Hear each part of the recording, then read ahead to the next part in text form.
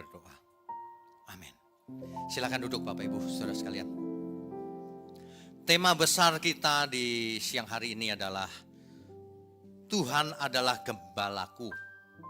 Subtema tadi pagi lebih dari cukup. Subtema kedua ini adalah jiwaku puas.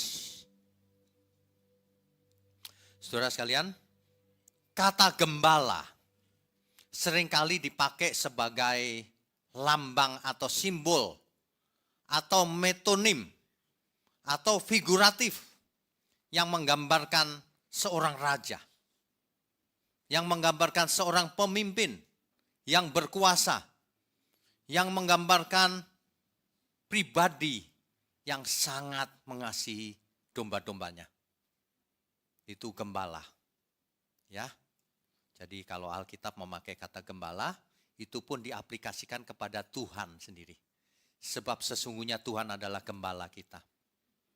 Gembala agung kita itu Tuhan. Saudara itu ya, kita semua ini, kalau kita punya gembala Tuhan, artinya kita dombanya Tuhan. Kita tidak perlu khawatir apa-apa. Ya, ini ekspresi bahwa Tuhan adalah gembalaku, itu sudah ditulis di Mazmur Daud. Kita tahu bahwa Daud adalah seorang gembala, jadi ia dipakai Tuhan untuk menuliskan kitab Mazmur sesuai pengalamannya. Mazmur yang sangat terkenal, Mazmur pasal 23. Kita baca Mazmur pasal 23 ya. Mazmur Daud artinya yang nulis adalah Daud. Tuhan adalah gembalaku, takkan kekurangan aku. Kalau ayat ini dibacakan biasanya jemaat langsung bilang, yes, amin. Aminnya itu apa? Biasanya kalau mendengar takkan kekurangan aku, yes, aku kaya raya. Matre sih pikirannya. Apa saja diartikan kekayaan. Padahal artinya ini bukan itu. Bukan kekayaan. Ya. Tuhan adalah gembalaku, takkan kekurangan aku. Di dalam terjemahan, bukan terjemahan, dalam teks aslinya Alkitab kan dipakai bahasa Ibrani ya. Mismor le David Adonai roi lo eksar. Kata eksar ini mengandung kata bukan hanya takkan kekurangan aku. Makanya di terjemahan King James Version diterjemahkan, The Lord is my shepherd. Tuhan itu gembalaku. I shall not want. Aku seharusnya tidak ingin apa-apa lagi. Mestinya begitu. Kalau seorang suami istri lagi jalan bareng, mestinya suaminya, aku nggak ingin siapa-siapa lagi, udah punya istri. Betul nggak? Itu kalau normal. Kalau abnormal dia lihat kiri kanan. Dia lupa dia bersama istrinya. Kira-kira istrinya sebel atau apa?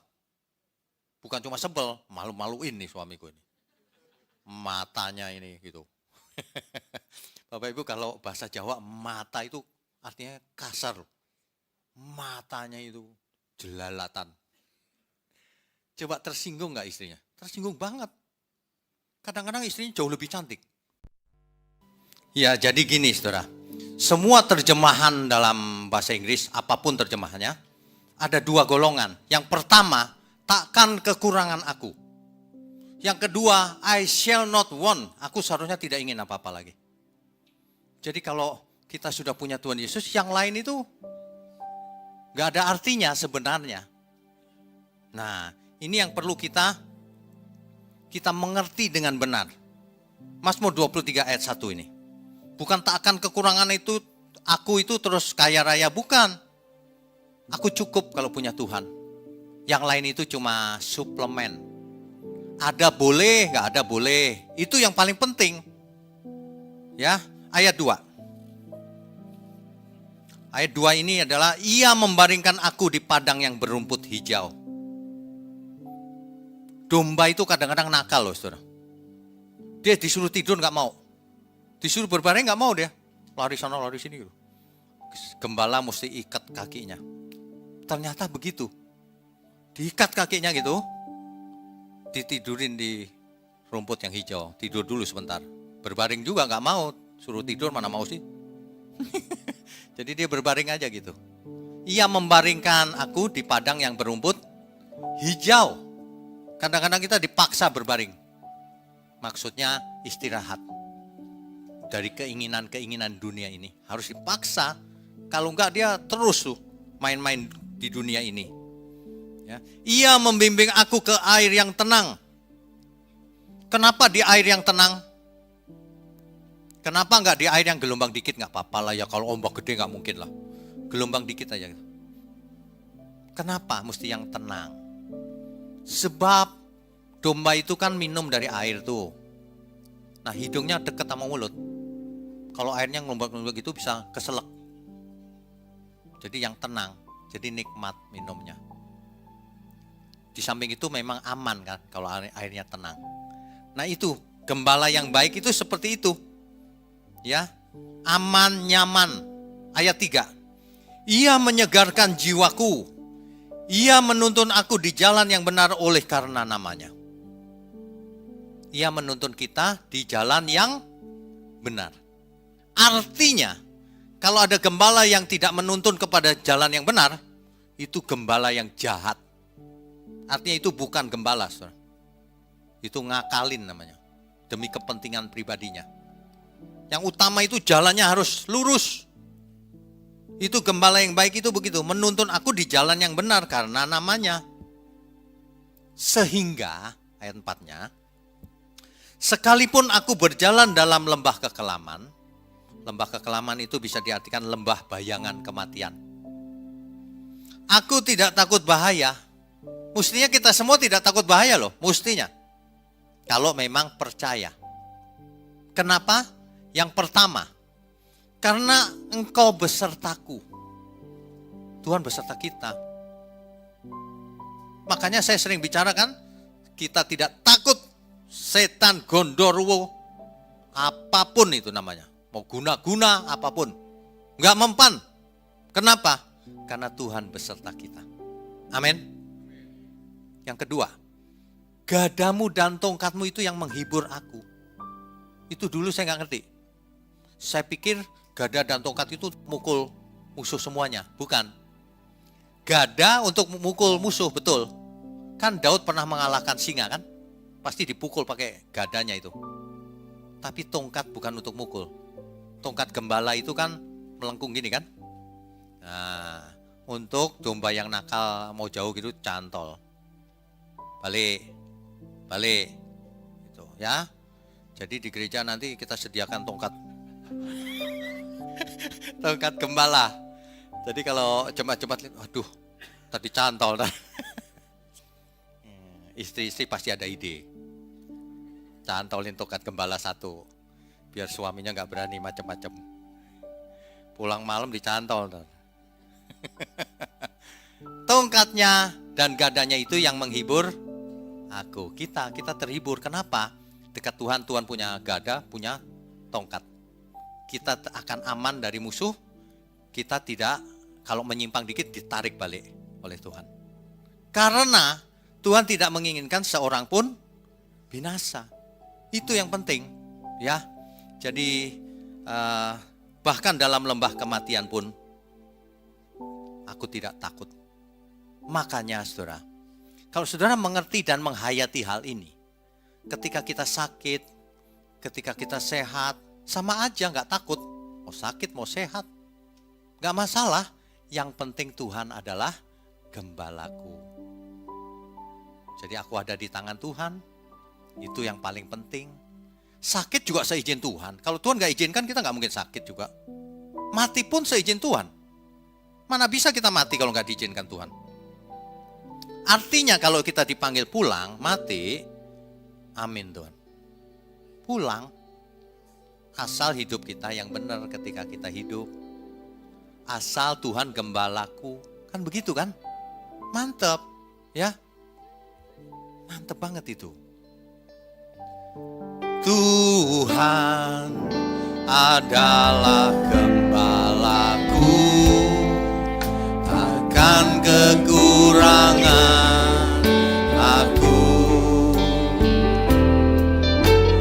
Ia membaringkan aku di padang yang berumput hijau. Ia membimbingku ke air yang tenang. Ia menyegarkan jiwaku. Ia menuntunku ke jalan yang benar, oleh karena namanya.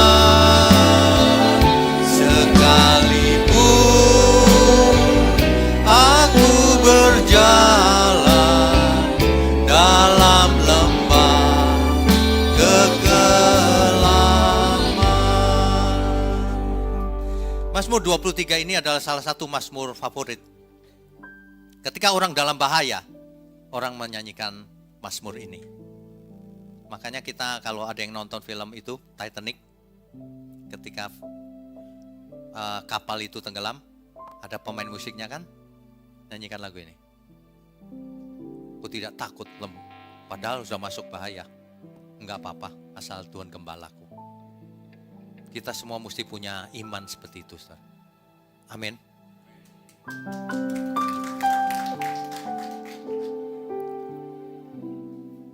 Banyak orang di dunia ini masih takut. Takut miskin, takut sakit, apalagi takut mati. Karena tidak diajar dengan benar. Kalau diajar dengan benar, aku gak takut. Mau sakit, mau apa, ya gak apa-apa. Tapi aku hidup kudus. Tapi aku jaga kesehatan, gak sembarangan hidup. Setelah itu kalau dipanggil pulang, ya oke Tuhan, gak masalah. Tuhan gak bakalan panggil pulang sembarangan juga. Karena setiap kita mau dididik Tuhan jadi anak Allah yang maha tinggi, yang karakternya berkualitas tinggi. Setelah itu baru pulang. Sementara itu, supaya kita jadi berkat. Saudara bayangkan, dunia yang gelap ini banyak manusia binasa nanti. Siapa yang bisa memperingatkan mereka supaya tidak binasa? Sesama orang dunia? Gak bisa. Harus kita yang maju. Harus kita yang harus melanjutkan pekerjaan Tuhan Yesus. Pekerjaan Tuhan Yesus sudah selesai di kayu salib. Tapi Tuhan berkata, sama seperti Bapa mengutus aku mengutus kamu semua, kita semua. Supaya kita meneruskan Injil sampai ke ujung bumi. Melalui perkataan, melalui perbuatan nyata. Kadang-kadang saudara kita atau orang tua kita belum seiman. Enggak apa-apa. Kita harus menyampaikan Injil dalam bentuk perbuatan. Supaya mereka lihat, iya beda ya. Nah, itu. Minimal supaya mereka tidak anti terhadap Tuhan Yesus. Kan mereka lihat, waduh orang Kristen begini ya. Ya gak masalah kalau gitu. Tapi kalau orang Kristen pelit, jahat, waduh. Itu orang gak mau loh. Orang gak percaya Tuhan Yesus bukan karena gak percaya. Tersandung oleh orang Kristen sendiri. Makanya Mazmur ini sering-sering dibaca. Kita itu punya gembala agung. Jangan domba itu lari sana lari sini maunya sendiri. Ikut saja sang gembala. Kemana ia pergi ikut. Tapi jangan ikut gembala palsu. Gembala agung mengarahkan kepada keselamatan sejati. Gembala palsu mengarahkan orang pada kekayaan dunia. Kesuksesan dunia. Apalagi kenyamanan hidup di dunia ini. Itu gembala palsu itu pasti. Karena gembala agung mengarahkan pada kita menderita bagi dia. Menderita itu bukan lalu masuk penjara, sakit, miskin. Bukan itu. Menderita itu menanggung beban yang ditaruh Tuhan dalam diri kita. Setiap kita beda. Menderita, menanggung beban maksudnya. Jangan hidup suka-suka sendiri. Kita punya beban. Banyak orang tidak kenal Tuhan. Bagaimana orang bisa kenal Tuhan? Melalui hidup kita. Bukan melalui mulut saja, percuma. Ada banyak orang tua bicara sama saya, percuma Pak. Itu anakku, mantuku semua itu ngomongnya Tuhan Yesus terus. Tapi enggak sopan sama orang tua. Wah, kan gitu jadi sandungan ya. Udah. Sebenarnya ya kalau kita sadar ya. Kita itu siapa sih? Kita itu kan cuma domba yang nggak bisa apa-apa, yang tergantung dari gembalanya. Kalau kita tahu hal itu, kita nggak mungkin berani aneh-aneh. Hidup sekali aja kok aneh-aneh. Hidup sekali aja taat saja sama Sang Gembala Agung. Ya, ini iman seperti ini loh yang harus diajarkan itu. Iman yang bagaimana? Meskipun aku berjalan dalam lembah kekelaman, lembah kematian, aku tidak takut bahaya. Sebab ia besertaku. Gadanya dan tongkatnya yang menghibur aku. Itu harus diajarkan. Itu iman yang benar itu begitu. Bukan asal ku imani, omset bisnisku 100 kali lipat. Itu apa itu? Bukan apa, apa. Saya kadang-kadang kalau ngomong sampai melintir-melintir. Aduh, jangan percaya yang begituan lagi. Ya, akibatnya orang lemah. Kena masalah dikit nanti jatuh dia, depresi. Iman yang benar itu begini modelnya. Meskipun berjalan dalam lembah kekelaman, tidak takut bahaya. Meskipun pohon ara tak berbunga, pohon zaitun mengecewakan, kambing domba terhalau dari kandang, hilang. Tapi aku tetap memuji-muji dia. Itu yang benar imannya. Lupakan saja itu. Dijanjiin kaya raya dan sebagainya itu. Kerja aja, kerja keras. Kalau memang memang diberkati Tuhan kaya, ya enggak masalah. Kalau berkatnya cukup, enggak masalah juga. Kalau belum berhasil, enggak masalah juga. Kerja keras saja, tapi hidup kudus. Tapi belajar yang cerdas.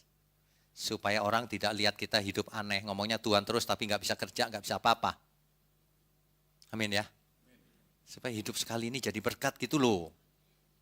Hidup sekali aja kok enggak mau jadi berkat. Ya.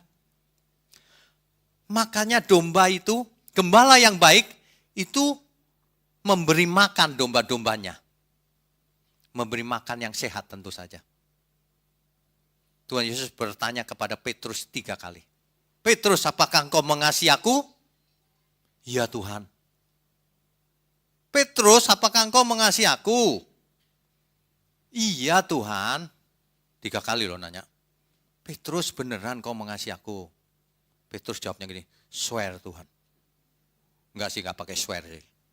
Sumpah Tuhan, aku mengasihi engkau. Sampai mati sekalipun. Petrus itu tipe yang temperamen, memang. Temperamen dan lebay. Ngomongnya itu, sekalipun harus mati Tuhan.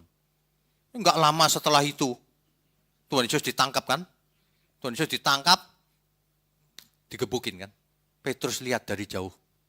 Lalu ada seorang hamba perempuan nanya, loh, kamu kan kenal dia kan? Kamu murid dia kan? Swear. Swear lagi. Gampang swear. Makanya kita tidak boleh, jangan dibiasakan swear. Saudara. Orang zaman sekarang itu swear, padahal bohong dia. Alkitab mengatakan jangan pernah engkau bersumpah demi apapun. Demi langit, emang langit punyamu. Bisa dijadikan demi. Demi apapun gak boleh, semua milik Tuhan. Katakan ya kalau memang, katakan tidak kalau memang itu. Jadi bukan gini jawabannya, mudah-mudahan. Jika Tuhan menghendaki. Bayangin punya karyawan, nanti meeting ya, siang ini meeting kita, ada rapat penting nih. Mudah-mudahan bos bisa. Mudah-mudahan lagi. Seorang karyawan aja, yes. Gitu, ya. Apalagi Tuhan. Kalau Tuhan, ya Tuhan. Siap. Kecuali kita sakit mendadak, ya itu cerita lain. Tapi jawaban itu harus tegas, ya atau tidak. Makanya kalau kita mengatakan amin, amin benar gak? Jangan amin-aminan. Ya. Nanti Bapak Ibu kalau punya anak boleh juga tuh anaknya disebut, dinamakan amin. Supaya dia amin terus. Supaya gak lupa. Ya. Aduh, saya dari dulu sering loh dengar orang amin gitu. Ya amin benar gak sih sebenarnya? Saudara amin benar gak sih? Aminnya takut. Amin. Nah gitu. Habis itu baru mikir. Waduh susah juga ya tapi ya. Gak apa-apa. Niat dulu. Tapi harus dilakukan. Ya. Itu sebabnya belakangan ini saya menekankan bahwa kita itu harus memiliki iman itu gak cuma pakai pikiran, juga perasaan. Sebab kalau cuma pakai pikiran nanti gak jadi perbuatan, nanti gak pakai perasaan. Pakai perasaan juga. Pemazmur ini begitu luar biasa sehingga imannya jadi benar. Kalau zaman sekarang klaim janjinya supaya bisnismu sukses, itu bukan pakai perasaan itu pakai logika karena mau untung. Bisnismen soalnya. Bisnismen bertobat jadi gitu. Otaknya tetap bisnismen. Padahal kalau kita ketemu Tuhan, lupakan semuanya. Aku seorang domba yang ikut gembalanya. Mestinya begitu. Jangan dukun bertobat tetap jadi dukun. Labelnya doang Kristen. Semua yang bertobat lupakan masa lalu. Diperbaharui. Hidup di dalam Tuhan. Amin ya. Metafora gembala dan domba ini luar biasa, saudara. Pemazmur itu sering pakai metafora. Metafora itu figuratif ya, kiasan, gambaran, perumpamaan itu. Di gambaran yang lain dipakai metafora kita itu seperti rusa yang rindu air. Betul? Itu luar biasa loh kalau kita perhatikan, iya ya aku jadi mengerti sekarang. Sebab kalau enggak cuma pakai logika nanti. Seperti rusa merindukan air. Mestinya kita begitu. Kalau kita belum memiliki perasaan itu, berarti imannya cuma pakai logika itu. Enggak punya perasaan sama Tuhan. Padahal Tuhan, aku mati buat kau. Itu pakai perasaan bukan pakai logika pasti. Ya. Kita mesti belajar mengerahkan seluruh perasaan kita untuk Tuhan. Ada amin, saudara? Seperti rusa rindukan air, demikianlah jiwaku Tuhan. Dalam tangan-Mu ku serahkan hidupku sampai selama-lamanya. Jiwaku haus padamu Tuhan, bilakah ku datang padamu? Air mataku tercurah padamu di siang dan malam hari. Sekalipun dagingku dan hatiku habis lenyap, Engkau tetap gunung batu selamatku. Selamanya. Saudara, beda loh saudara. Kalau kita pakai perasaan, kita bisa nangis saudara. Sebab iman itu hubungan kita dengan Tuhan, relasi. Bukan antara umat beragama sama Tuhannya, bukan. Hubungan kita dengan Tuhan itu pasangan jiwa kita. Tuhan itu kekasih jiwa kita. Tuhan itu gembala agung kita, kita dombanya. Domba itu sayang kepada gembalanya. Gembalanya apalagi lebih sayang.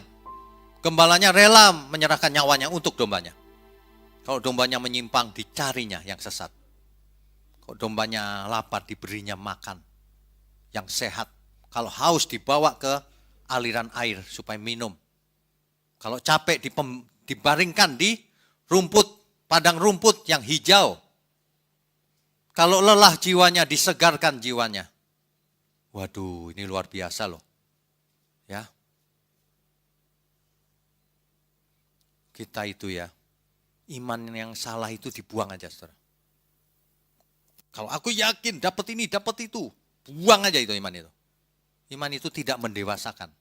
Kalau orang baru jadi Kristen, bolehlah. Namanya juga nggak mengerti kan. Ikut Tuhan Yesus tokoku laris loh. Oh iya benar. Gitu aja, masih baru belajar. Tapi kalau kita sudah lama, kita sudah mulai dewasa, kita mengerti. Oh ikut Tuhan bukan itu. Ikut Tuhan itu bukan mau cari materi. Ikut Tuhan itu mau cari cintanya Tuhan. Keselamatan. Ketika masih bayi, aku ingin ini, ingin itu Tuhan. Model Doraemon. Doraemon kan gitu kan. Ingin ini, ingin itu. Banyak banget inginnya. Loh kok ketawa-ketawa itu kayaknya sering nonton Doraemon dulunya. Iya kan? Aku ingin begini, aku ingin begitu. Ingin ini, ingin itu banyak sekali. Kayak sekolah minggu aja. Inginnya semua, banyak sekali lagi. Terus ada kantong ajaibnya kan? Kalau orang Kristen kantong ajaibnya Tuhan Yesus. Dalam nama Yesus pasti dapat. Itu Doraemon itu orang model begitu itu. Kalau udah dewasa itu kita menggunakan nama Tuhan Yesus untuk hal-hal yang penting. Gak sembarangan. Jangan menyebut nama Tuhan dengan sembarangan. Betul? Firman-Nya jelas. Jangan dikit-dikit nama Tuhan. Ada orang ya jalan kesandung. Duk, darah Yesus. Apa hubungannya kesandung sama darah Yesus coba? Jangan latah begitu ya. Nah, kalau saudara dulu begitu ya sekarang janganlah. Sudah dewasa, sudah gede. Ya. Kalau sekarang itu begitu. Sekalipun dagingku dan hatiku habis lenyap Tuhan. Engkau tetap gunung batuku. Saudara bisa bayangkan gak kalau seorang cowok lagi sama pasangannya. Sekalipun semua dunia ini lenyap. Aku lenyap. Engkau tetap kekasihku. Kira-kira gimana? Pingsan langsung. Iya, mestinya kita sama Tuhan tuh begitu. Iya kan? Aduh, ini bagaimana ya? Ini dikasih contoh berkali-kali kita pakai perasaan, saudara. Makanya orang ada yang, ini maaf ya, tersinggung terus nanti. Ada suami-suami yang masih kasar sama istrinya. Jangan-jangan udah gak pakai perasaan itu. Pakai logika. Istriku memang nyebelin, Pak. Loh, kalau pakai perasaan gak mungkin begitu. Loh ya istriku harus belajar, aku juga belajar. Memang yang nyebelin dia doang. Pakai cermin. Memang kita gak nyebelin juga. Harus sama-sama mengampuni, ya. Kalau kita sama Tuhan itu harus begitu. Jangan ingin ini, ingin itu. Refnya tadi tuh. Sekalipun dagingku dan hatiku habis lenyap, kau tetap gunung batu selamatku. Selamanya.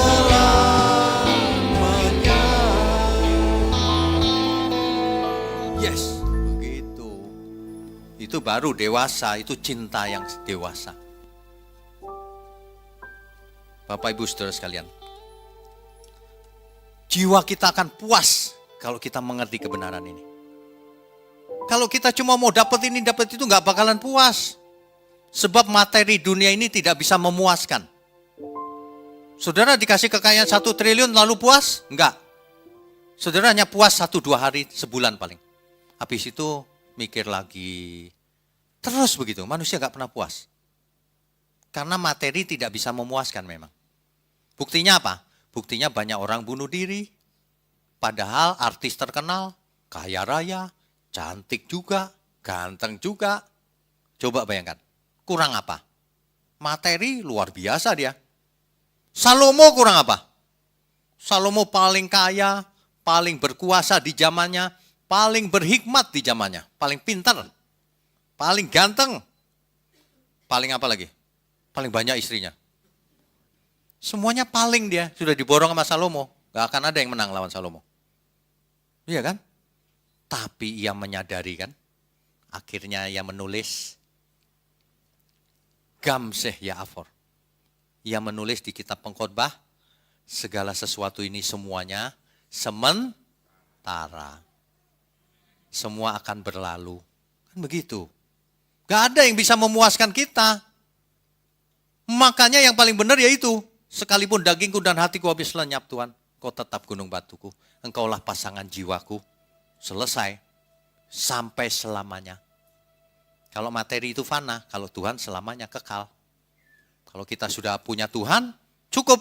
Bahkan lebih dari cukup. Itu puas, memuaskan diri. Makanya kita semua prioritasnya harus mencari kepuasan dari Tuhan, bukan dari dunia ini. Amin ya. Kita semua kalau sebagai domba ya, saya cuma mau ingatkan, hari ini kita semua kan domba-domba Tuhan. Ya. Domba itu akan dibawa kepada Sang Gembala Agung, Tuhan Yesus. Catat baik-baik, Tuhan Yesus.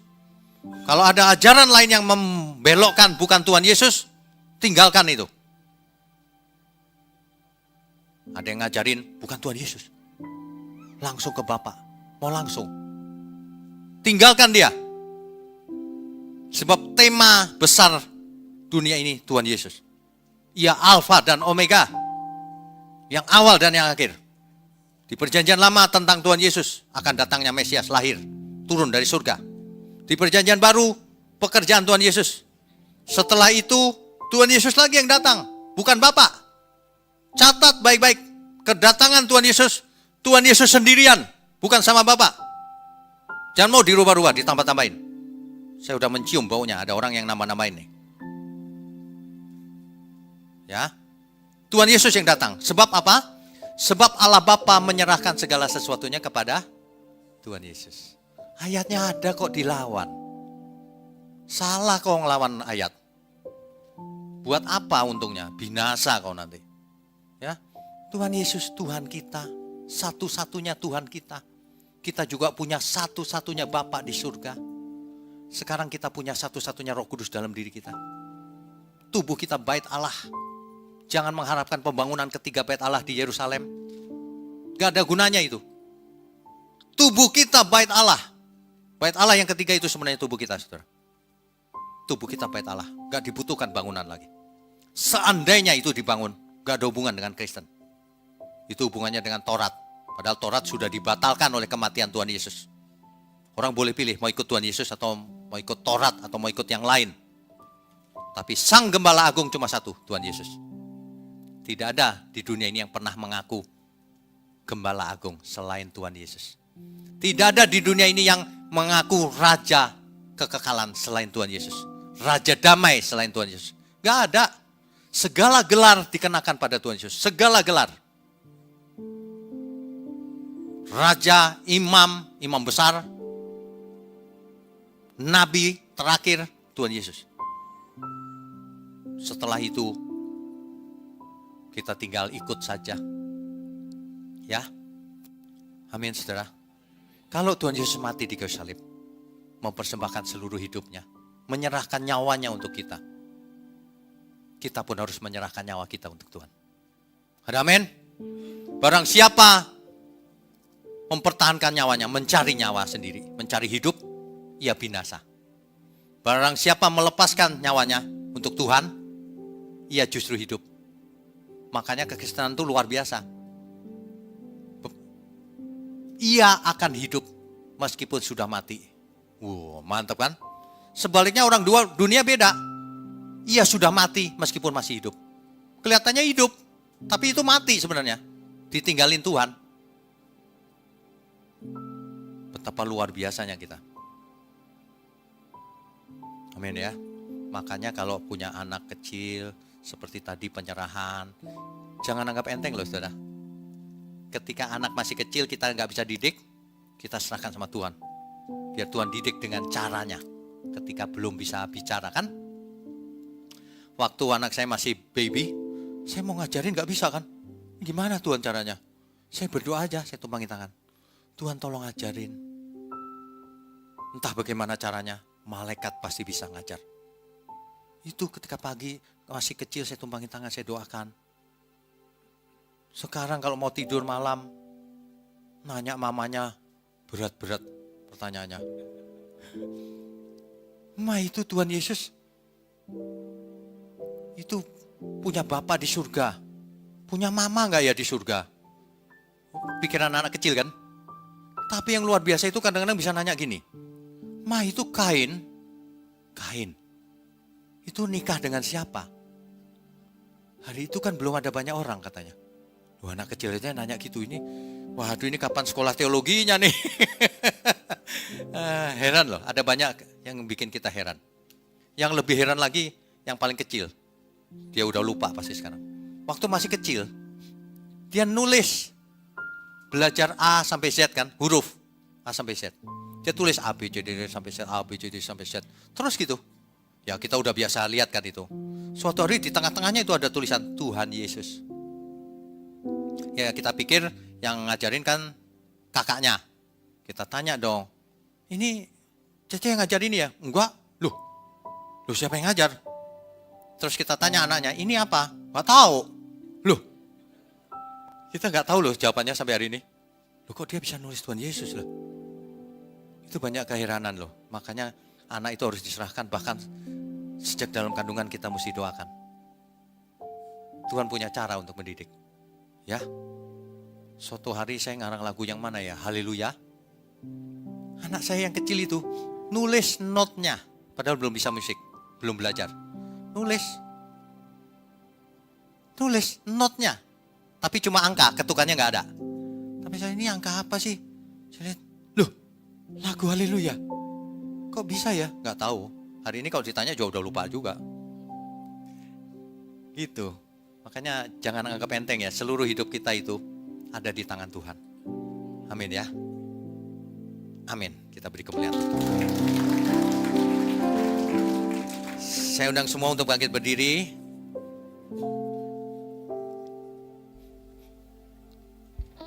Saudara, kita itu tidak pernah sendirian. Ingat baik-baik, kita tidak pernah sendirian.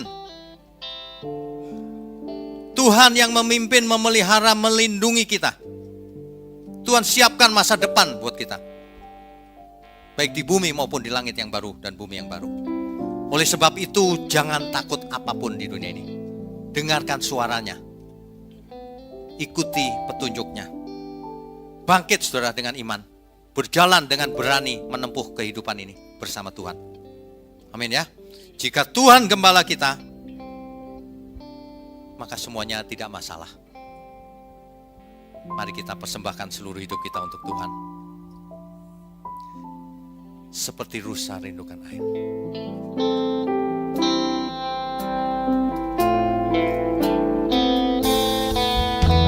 Seperti rusa rindukan air, demikianlah jiwaku Tuhan.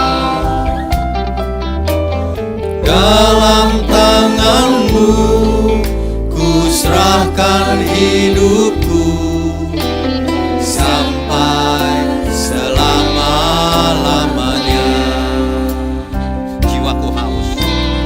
Jiwaku haus padamu Tuhan.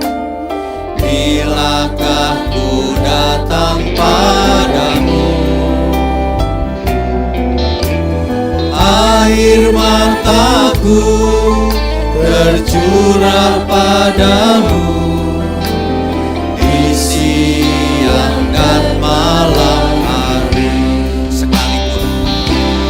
Sekalipun dagingku dan hatiku habis lenyap, Engkau tetap gunung batu selamatku. Selamanya, sekalipun dagingku dan hatiku habis lenyap, Engkau tetap gunung batu selamatku. Selamanya.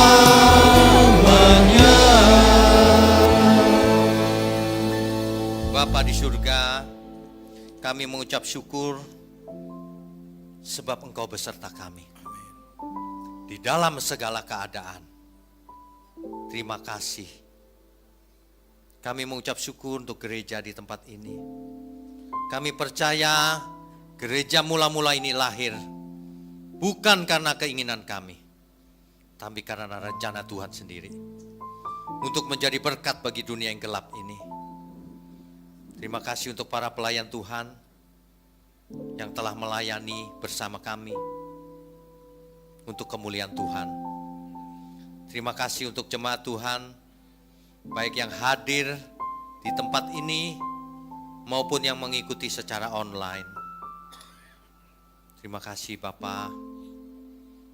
Izinkan kami mengangkat tangan kami tinggi-tinggi dan curahkan berkat-Mu atas setiap kami.